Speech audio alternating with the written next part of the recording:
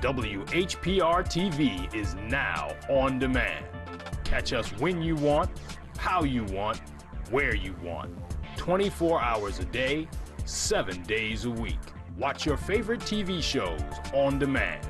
And be sure to download the WHPR app. We're now on demand at your demand. WHPR TV Detroit on demand.com, a Watkins Broadcasting Company.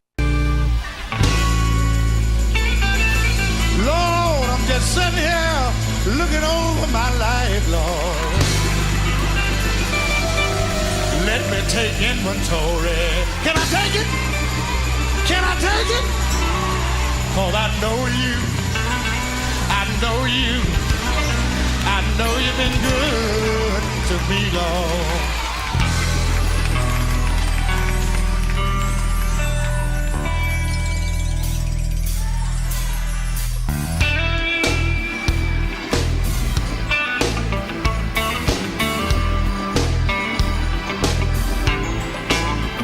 I come from a poor family. We didn't have much, but the Lord been good to me. Come from a poor family. We didn't have much, but the Lord been good to me. Come from a poor family.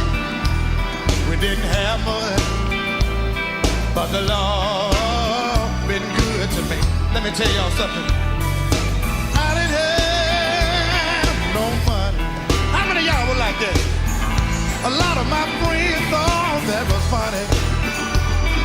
But I'm so glad today that I can stand right here and say that the Lord been good to me. Let me tell you one more thing. Listen. We were raised in a shack, y'all. Sometimes clothes were thin that we put on our back. Okay, and I am back, and I hope that, of course, my friend is still online, and we are trying, with the J.D. Hill Show, I come to you, and I try my best to try to reach our young people the best that I can with the knowledge that I have acquired from the time that I came into this world and become, knowledgeable and accountable of life. And I just try to pass it on. And I think that's what we should be about in life, telling our story. What has happened and has happened even in the books in school that we often read is always about another person's story.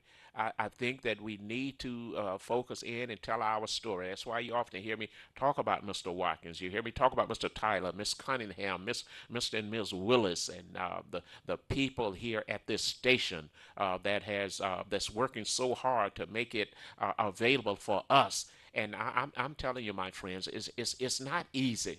It's not easy dealing with a mindset that seemed to love captivity as opposed to freedom. It seemed as if it's a mindset that would rather invest in their own demise as opposed to invested in their upward mobility. Look at what we have here at this great station. And I won't get over into that. I'll save it for another time. How we are just messed up. And we are still and white folks, please don't think that I'm trying to attack white people. I got some good white people. Got some good white people. I got some good what I can the Arabs, Chaldean, Koreans, Lebanese, Vietnamese. I deal with all of us, but I see that they are working full speed ahead for the upward mobility of themselves. And here we are. We got a great station here. We got the infrastructure here. We got a power base here, and we are the last to sometimes get on board. Thank God for those who can see the light and begin to walk in the light and not afraid of the light. But I see some of us who are just messed up from the neck up, confused, and don't know which way to go. And as soon as somebody call us from another station or whatever, here we are. We are sick. And the sad thing about it is when you're sick and don't know you're sick. That's the thing, that irks you to no end. Now, if you're still in the wilderness and you're still in captivity, and you love being in captivity, it doesn't even faze you. As soon as people call or send out an invitation for you, you are ready to go. But I'm telling you, my friends, they look at us as just nothing but consumers, just going to consume whatever they have. We will take it and run with it. We are messed up from the neck up, confused, and don't know which way to go. And some of these people are my friends. So I'm not, you don't hear me calling no names. I'm not, all you got to do is just open your eyes and see. And do I discredit them to a degree? Do I? No. I steal all that I can. When they are in need or they need my assistance, I'm there for them because I know where they are is where I came from. And since God set me free, captivity is no place for me. Now we're going to get back to trying to look at trying to save our young people here in the city of Detroit and across this nation. And as my daddy just kept emphasizing, and we were talking about, run before you have to. And when you have to, you won't have to run so hard. Young people, let that sink in. I hope that you took your pen and your paper and you wrote that down and just save it. If you don't understand what it's saying now, I didn't understand it in days gone by. But today I am so proud of it because when I look back, my friends, it's just amazing.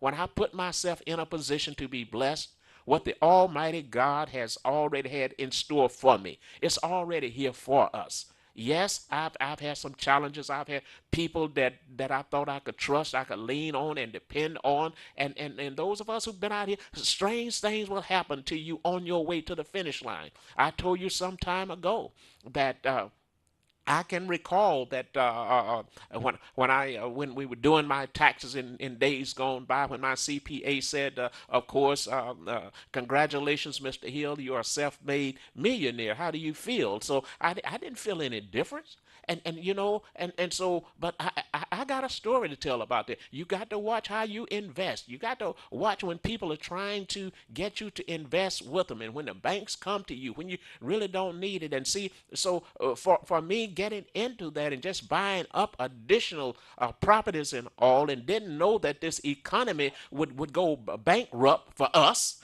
And so I got caught up in it too. But see, I know what it took to get me to where I once were, and I know what it's going to take me to get me back there. And I know what it took and how I got caught up in just listening to other folks, listening at people in the banks and telling me all of this good stuff. If I just take this money, just hold on to it, there may be something that you're going to want to invest in. So, when you haven't been properly educated with the knowledge, nobody was in my family, nobody was in the church structure, nobody was in the educational structure that taught me the how to leverage that money. So I got caught up myself. But now I'm telling you, I'm focusing. I know the mistakes that I made, and that's the good thing about life. When you know the mistakes that you made, then move accordingly. Run before you have to, and when you have to, you won't have to run so hard. Going back to the phone line, I could continue to elaborate on that, but we'll say that for another time. My friend, are you still on the line? Yeah, I'm here, brother. Here. Okay, now when we get back and look at where we are, my friend, I hope that this thing will turn around, but the future look bleak as far as the generation that's coming on behind you.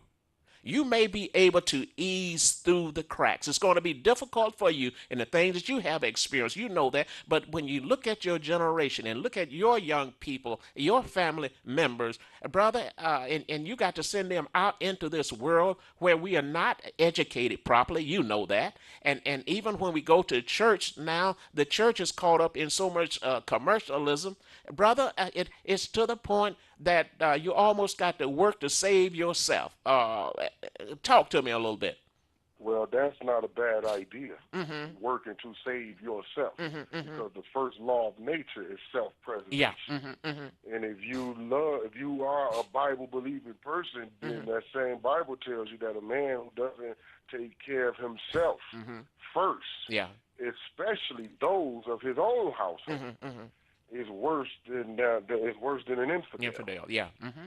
And I think a lot of times we don't look at it in that perspective that I must be strong. Mm-hmm. See, I must be strong Mm-hmm. to help. Mm-hmm. When people say six, what's the answer? I say I'm the answer. Mm-hmm. Mm-hmm. And here's why. Because of you and because of R.J. Watkins and Henry Tyler in this great station, Mm-hmm. I have an answer Mm-hmm. to a problem that my child will face. Mm-hmm. Say he decide to go out there in the world. Yeah. I could say, well, no, son, ever since you've been in 5th grade, I've been selling this granny soap. Okay. And I got all these accounts, and I need your time and energy over here. Mm-hmm. Mm-hmm. See, I was at a funeral, and man, I've been at so many funerals, Mr. Yeah. Hill. I'm so down right now. Yes. And you know, the lady was sitting there, and you know, she didn't know her son was into everything that he was into. Yeah. She didn't know that he was out here robbing people and breaking in their houses and picking them up. You know, she didn't have no clue that he was part of that cycle. That even her best friend was even robbed by him. You know, as he laid there in that casket, motionless, and she's crying. Yeah.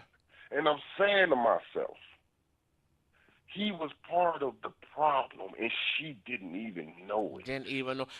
My friend, I would like to continue on. I have other callers on the line, and tomorrow morning from 11 to 12, either I'll be here or Dr. Will Coxon will be here. She just called in, and she made atonement because I got on her case. You know, when I called her, I expect her to respond, but she had, you know, we have good time. So if I'm not here, I want you to have an open invitation. You tell her that you are waiting in line because J.D. Hill gave you the opportunity to call in and finish your discussion, okay? All right, Mr. Hill. And hey, Granny soap, y'all know how I be on that soap. Yes, sir. That season. That season. All right, my friend. Thanks a lot, okay? Okay. Yes, sir. All right. Thank you. All right. Let's see. Okay, my friends, and what he's talking about, of course, is this soap right here, and it's really amazing. It's really amazing. I use it like some people say, like religiously, especially when they are talking about even on the political trails about that mosquito, that problem they have in the mosquito, that Vika, whatever. I keep forgetting that name. But when the mosquitoes bite and this virus that's happening, and so I've discovered, my friends, with this soap, there at our store up in Inkster. You can call that number 277-2319, 277-2319. We have this soap up here, and these amazing products right here. This Energizer 2000 hair growth treatment. If you just, my friends, if you want that hair to grow, if you want to promote that hair to grow, I just tell you, these product lines right here. I'm telling you this morning, if you refuse to use them, you have nothing to lose but the hair on your head. Now, if you want to lose the hair on your head, we got something for that to make your head shiny and nice and smooth, just like a baby's bottom. Just amazing, and it helped to take care of the scalp. It helped to nurture that scalp, just like somebody is taking care of you. We got the product right here, and my friends, these products right here was manufactured and designed with these hands right here. Thank you, Brother Tim. With these hands right here, with this mind right here, this head right here, not sitting on my dreams, taking my dreams, running before I had to, and now I don't have to run so hard. Wherever I go across this world, I got something that I can share with the people. I can share with the people. When you good preachers, when you look at your congregation on Sunday, and you look and you're trying your best to for instance, you're trying your best to talk to the congregation about the church need money, the mothers board need money, the deacons board need money, with the utilities and the cost of the church. And I'm telling you, my friends, just start utilizing some of that space that you have in the church and teach them when they walk into church. You don't have to tell Mother Sadie and Sister Sadie that you're looking at their hair, but just check out Mother Sadie and Sister Maybe and look at the hair on their head. So most of the time, it's not their hair, right? So we got access to the wigs, we got access to the braids, we got all of that. People call me from all around. My Oriental friends who are over in the islands, they call me. And as I tried my best in days gone by, good God, maybe I don't know, maybe a younger generation of preachers. I often think about maybe with the, and I'm just using this for you to laugh at, but with the dysfunction position that we are in, some of the churches, maybe it's people like us who know the way to go. Maybe we should call our own preachers to preach. Call our own preachers to preach and make sure that they don't get caught up and get bought off by all of this, stuff that's going on, that they will stand firm in what we want them to go and get involved in for the upward mobility of the congregation, for the church, for the economic base of the community. Maybe we should just call, you said God called you. And all of the time God done called you. What is it that I can say? What is it I can say? Yes, you've been good in your own way, but now is the time. And I'm not, when I talk about those three basics, when we don't control the food that we eat, the clothes that we wear in the houses and the shelters that we live in, so something and you. Well, I won't get into that. That's for another program of mine. But I just want everybody to know you can do it. You can do it.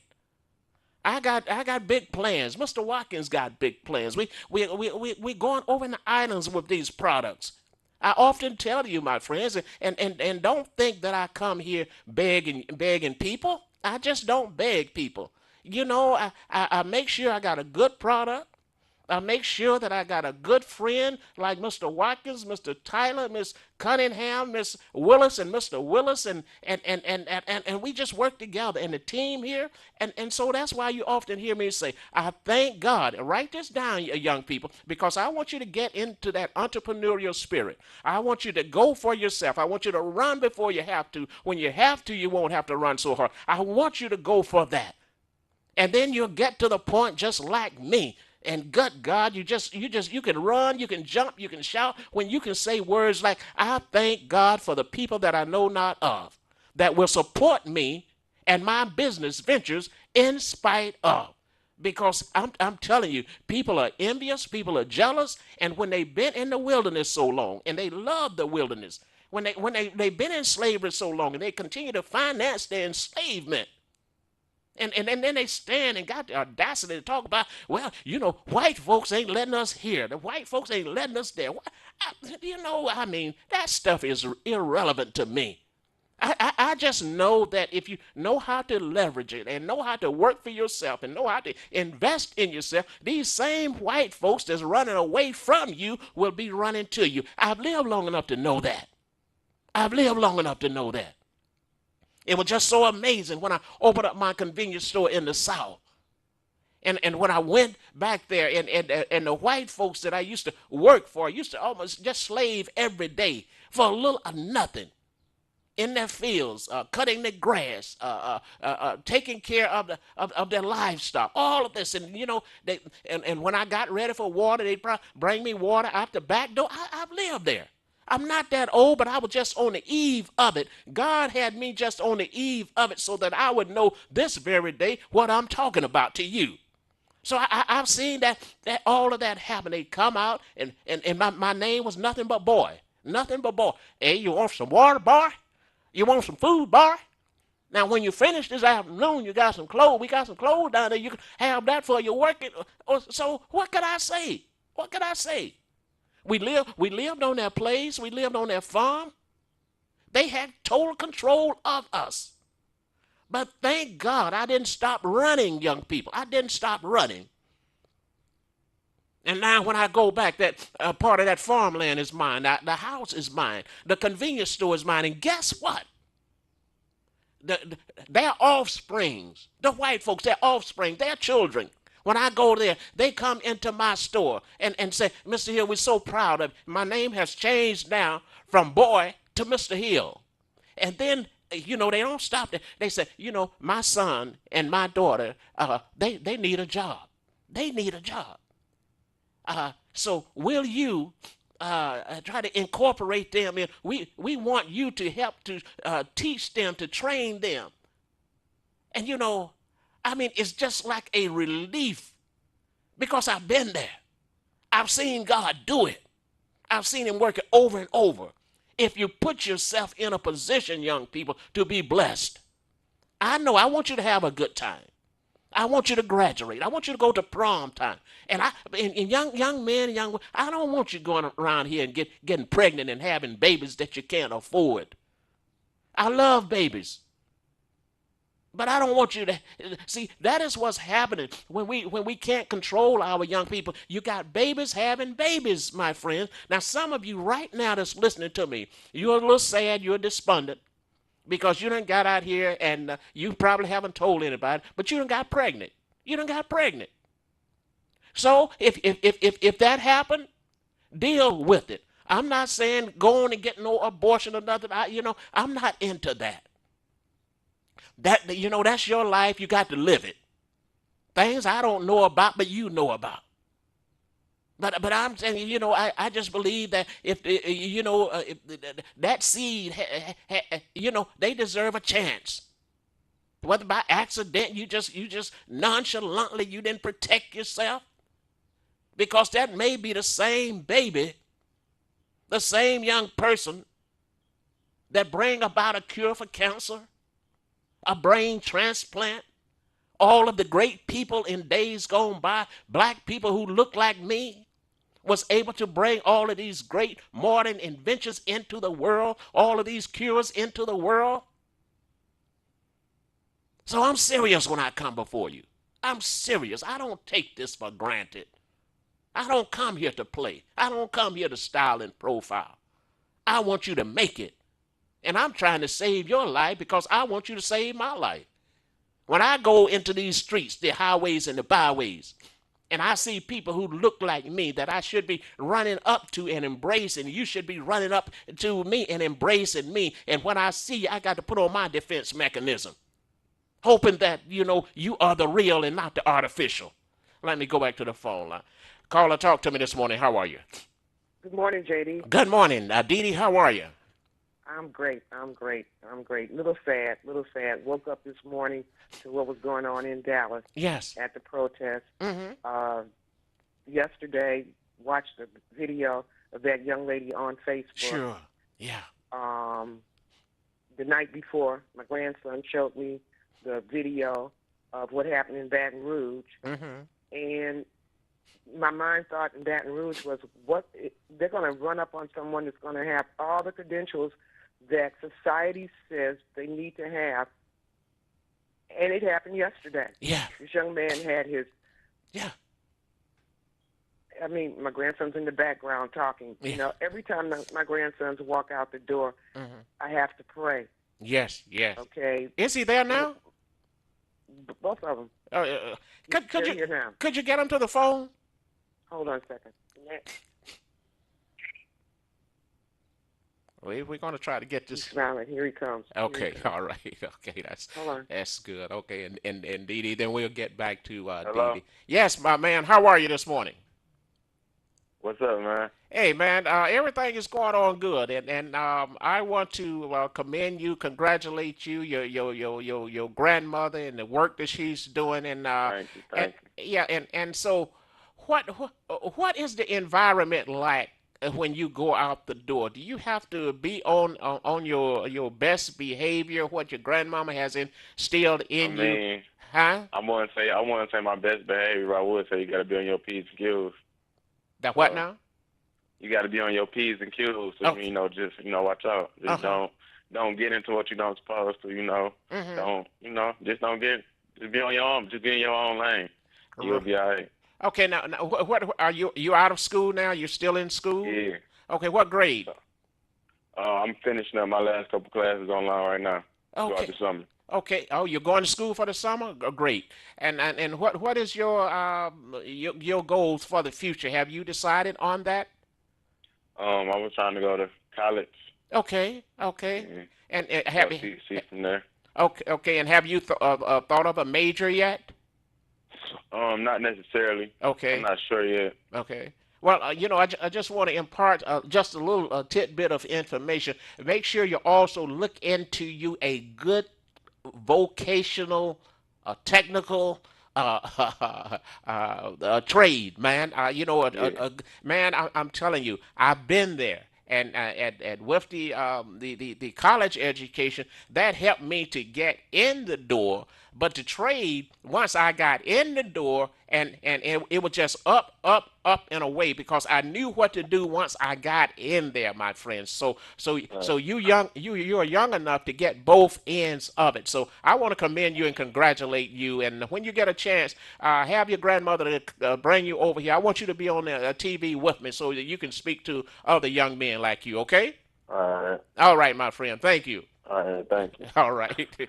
All right, we'll go back and we'll see if Dee Dee, are you still there? Dee Dee, are you still there? Oh, we're trying to get back to you, Dee Dee. Are you still there? Maybe Dee Dee, you'll call me back. You'll call me back, Dee Dee. Let's go to the next phone line. Dee Dee, I didn't intend to cut you off, my friend. I wanted just talk to you, young man, but I also want to get you back on, Dee Dee. I'm going to the next caller. Caller, talk to me. How are you? Caller, are you there? Caller, are you there? Okay. Hey, Yes, talk to me. Speak up, could you please? Are you there? How you doing this morning, brother? Pardon me? Yeah, I was looking at that incident with the shooting too, man. You know, I had a CCW license. Okay, and sure. a Detroit policeman approached me. The license said that if a police officer approached you for any reason, they stop, you're to notify that officer that you have that license. Okay. And from what I saw, these two guys did that. Okay. Mm-hmm. They followed the law. Okay. And these officers, to me, man, they just went berserk. And then I hear the chief, and I know he got to say what he got to say. Yeah, but yeah. He said that this thing must be investigated. But people are not blind. They looking at the video, and they seeing exactly the response from the police officer. This is straight up murder. This should be murder one for what they did to these two young men, you know. But then the problem with it is that the policemen are not trained, JD. For instance, if I call you for domestic violence, you deal with that scenario one way. If I call you for a guy who's heavily medicated every day, that's another scenario. Those are two different approaches that you would approach somebody if somebody called you the police about something. These police officers are not trained in the areas how to approach situations that they come into, man. And as a result, man, these people are dying for nothing. And our black children who are a different generation, they're different from us. In other words, they are now more familiar as to why they're in the condition that they're in. They know that all about the hangings. They know about slavery now. They know about being here in America for 56,000 years. I know. They know. So now they're looking at this scenario and they say, man, this is how others got all that they have. They have taken it from us. So now when they get approached by a police officer, this knowledge that they got from the internet now, you can just go on the internet now, just ask a question, and it'll come up. Yeah, you know? right. Yeah. And that's what these young people, they know now about, all the treachery. They know they've been given a bad deal here in America. Yes. They're not stupid. Yes. So when they're approached by this white guy with this gun, all this was in their head. It was in Trayvon here. They said he was receiving a call, and he was on the phone with his girlfriend, and he told his girlfriend, he said, man, here come a white dude. He didn't use the word white dude, but he said, here come a white dude. what he was saying was, here come trouble. I'm getting ready to have a problem. You know, and you know, when you in the streets now and you're dealing with these police officers, they're not trained to deal with different scenarios. You don't who have broken out of jail the same way you would deal with a guy who's having a domestic dispute with his wife.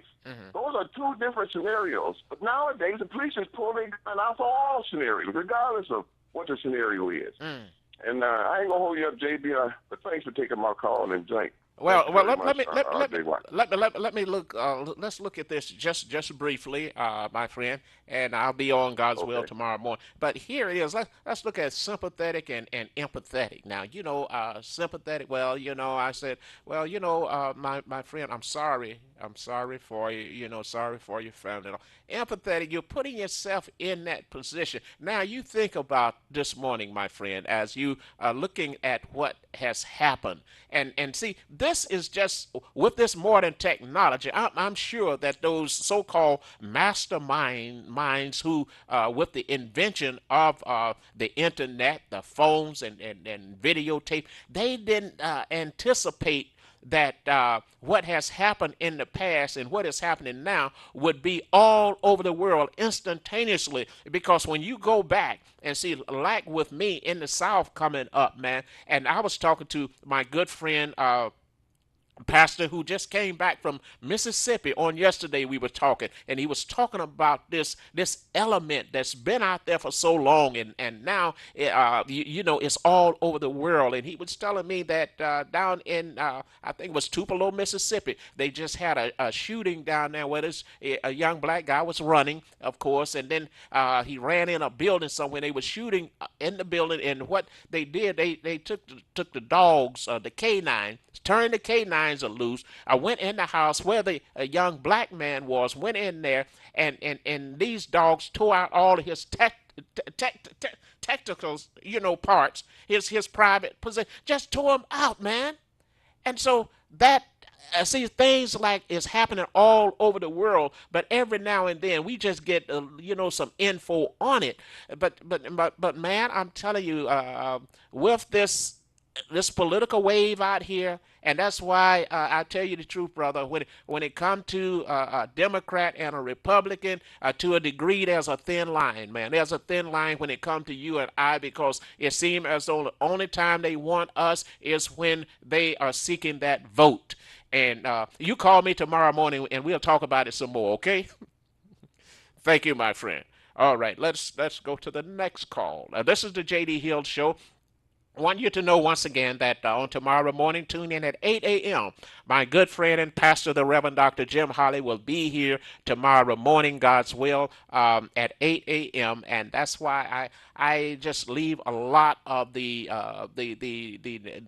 national, the international, and what is going on in the city for him. He's out there, and he's, you know, just in the trenches. He knows what is happening. He's trying his best to make a difference. So he will be here tomorrow morning. I come in and I'm trying to deal with lives like right now, so that you can at least have you some income like right now, and your today will determine your tomorrow. With the products that we have, the store up in Inkster, 4025 Inkster Road. You can call Miss E. She's probably there now. Call her 277-2319, 277-2319. The hair doctor is on the recuperative trail. I was with him on yesterday. He's talking junk, and you know, as always, and comical as always. So, and he's looking good, has lost weight, and I tell him, man, you need to just go back to work. You know, he seemed to have all of the information when I get there, and he's sharing it with me. So we have time to just socialize and have a good time. So the hair doctor is doing fine, and we will just let you know, and maybe he'll call in tomorrow morning or this morning if he has time. Going back to the phone line. Caller, talk to me this morning. How are you? JD, thank you for interviewing my grandson. Oh, yes, baby. I thought there was another one there. I was getting ready to interview him, but Dee Dee, That's the one that's going, he's in college now. Okay. Jackson College. Okay.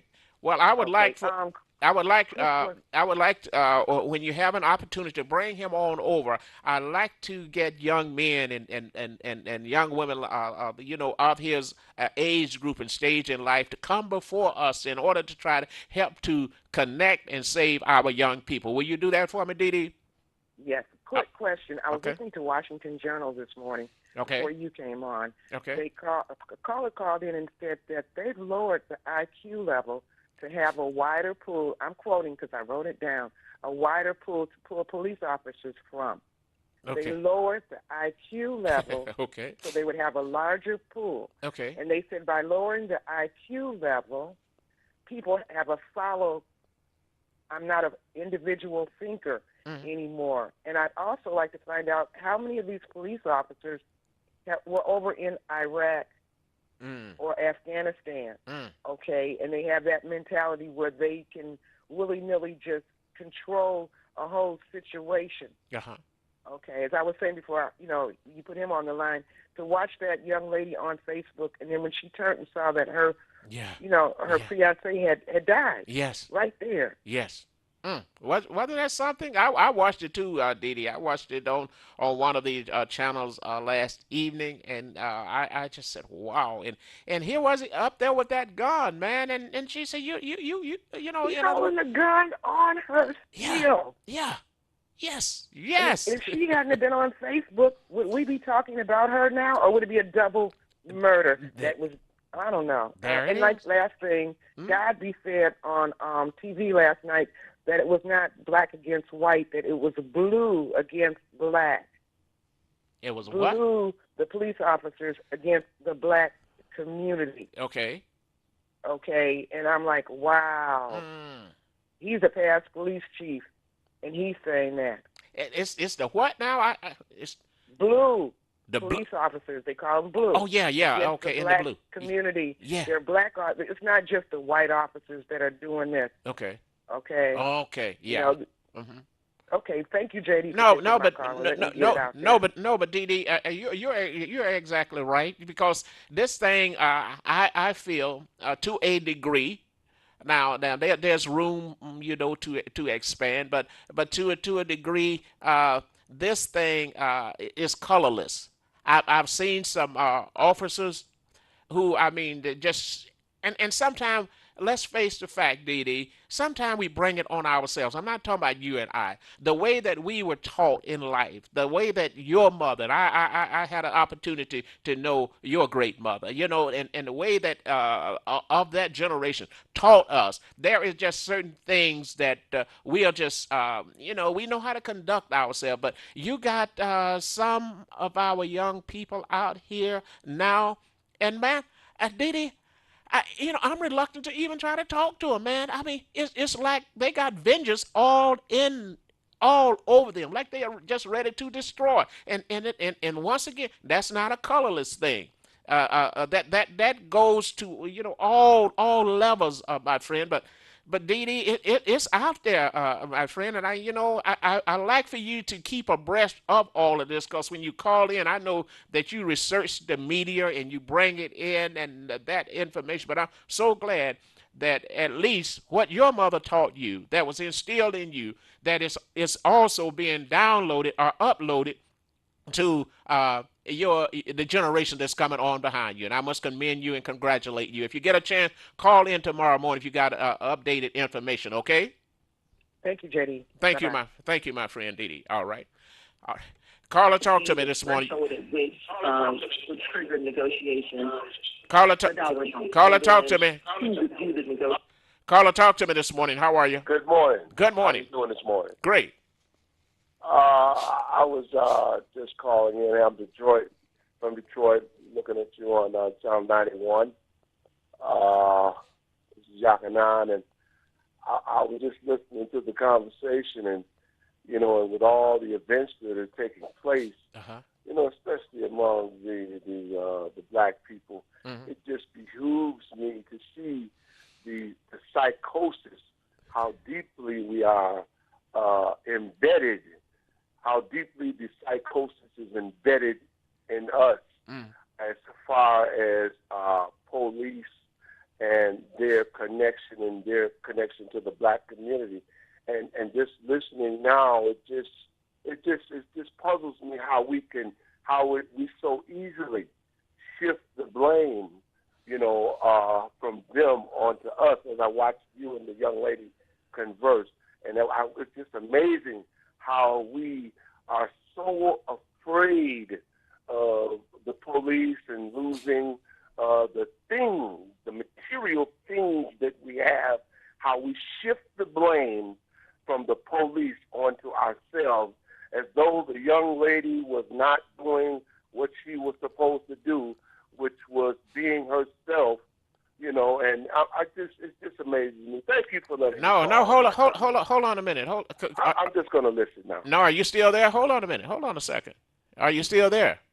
Yeah, I'm here. Okay, because now, I need you to elaborate on it, because it seemed like maybe I'm picking up the wrong vibes. That it seemed as though you're saying that me and the young lady was often an excuse, an apology. So elaborate just a little more on what you're actually saying. Yes, it's just it seems that you guys were commenting on her behavior. No, hold on. And she was in a life and death situation. Okay, could you hold her husband, and she was doing what she was supposed to do for her and her, and not only that, there was a child in the back seat. Okay, could you hold on a second? Could you hold on just a second? No. We are so appreciative.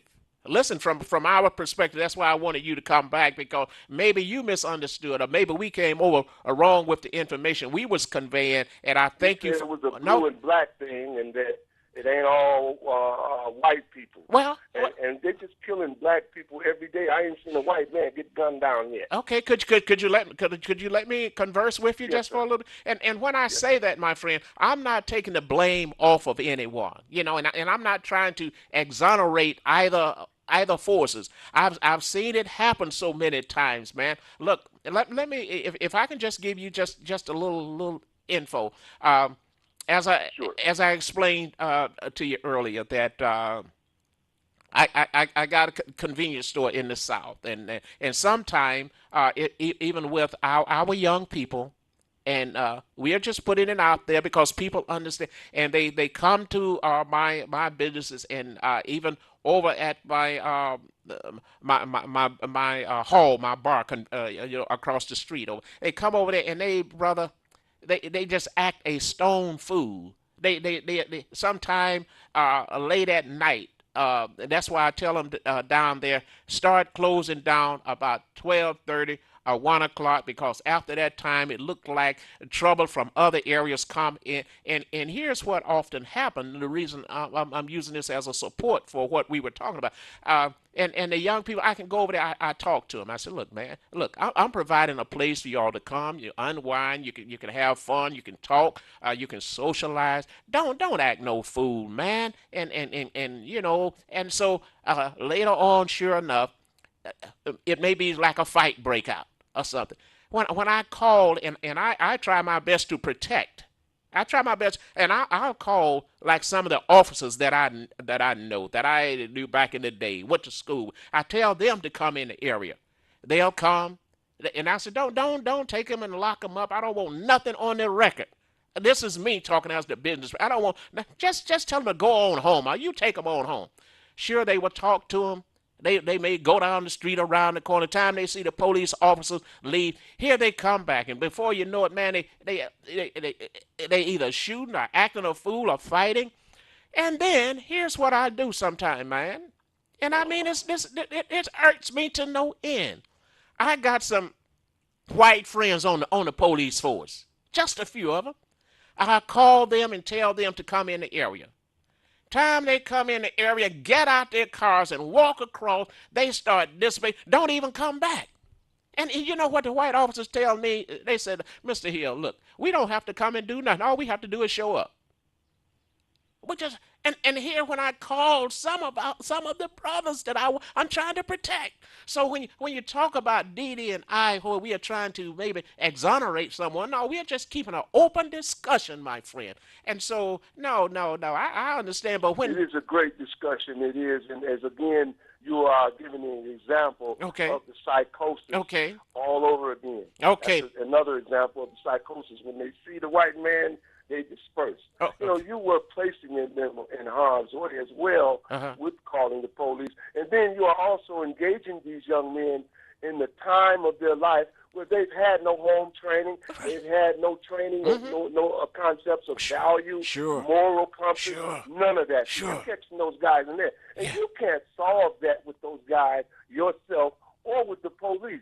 It needs a more village approach, you know, because they don't have no one to hug, they don't have no one to love, and you know, they don't have nothing. They don't have never had anything. I mean, these are the results of oppression, depression, and suppression of the young people of today. Man, you know, these are the results that you get when the justice system is the way it is. Okay, hold when on, the hold on. employment is the way it is. Okay, this is the result of these. hold on. You know, this Hold on.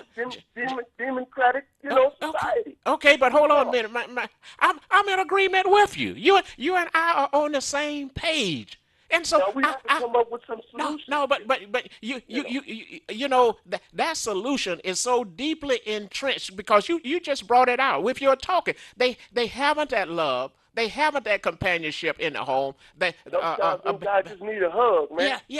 Babies having babies and babies raising babies and grandmamas is just about, you know, they are still in the baby bearing ages also, my friend. I want you to call me tomorrow. I like, you know, your input, and this is what we are trying to get out because love is missing in action. I delivered a speech on that sometime. Where is love? Love is missing in action, my friend. And we are. You are so right. Okay, my friend. Let me go back to. Thanks for calling. Okay.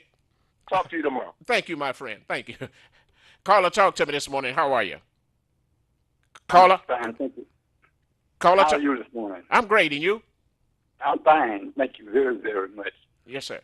Mr. Hill, you know me, so I'm not going to say anything about who I am. Okay. It's not who I am. It's what I'm about to say. Okay. Those evil forces, Uh-huh. that is, in other words, sitting behind the curtains, manipulating all of the situations across the world, Okay. they are being exposed now. Yes. If the people would just open their eyes, they could see clearly what the problem is. No, hold on. The Hold problem- on. Say that again. Take your time because what you just put out as you started, say that again because I want that to resonate with the people. I said the evil forces Yes. that sits in darkness Yes. behind the curtain, Yes. manipulating, in other words, religion, and manipulating the politics, Yes. manipulating the financial industry Yes. with all this debt Mm-hmm. and everything. They are being, in other words, exposed now. And all people have to do is just sit back and watch them. And they will expose themselves to you because the light, in other words, is shining now. Yes. And the light, in other words, is going to bring them out of their darkness. Yes. Where they can be seen and it can be understood just who they are. The people are not the enemy. Right. Uh-huh. The Okay. confusion that has been programmed Okay. into the people that is causing all of the chaos. And you know what you are saying, man. It just resonated in my mind, you know, because when we look at what is happening, you know, revelation is taking place, man. Everything that's done in darkness is becoming to the light, and those of us who have some inkling of the light. And we are walking in the light, just like what you just conveyed to us by way of this great station, is what is happening. I say it all the time, man.